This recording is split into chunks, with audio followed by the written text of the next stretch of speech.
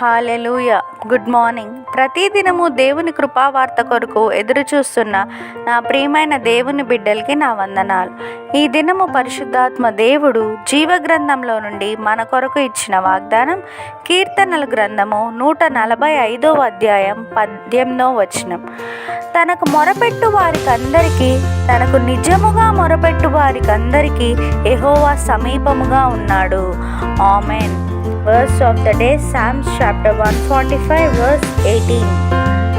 The Lord is near to all who call on him, to all who call on him in truth. Amen. ప్రభు యొక్క కృపా సమాధానాలు మీకు మీ కుటుంబానికి ఎల్లప్పుడూ తోడయుండును గాక. ఈ వాగ్దానం విన్న మీ అందరినీ శాశ్వతమైన ప్రేమతో ప్రభు ప్రేమించునుగాక. May God bless you and wipe away every tear from your face. Amen.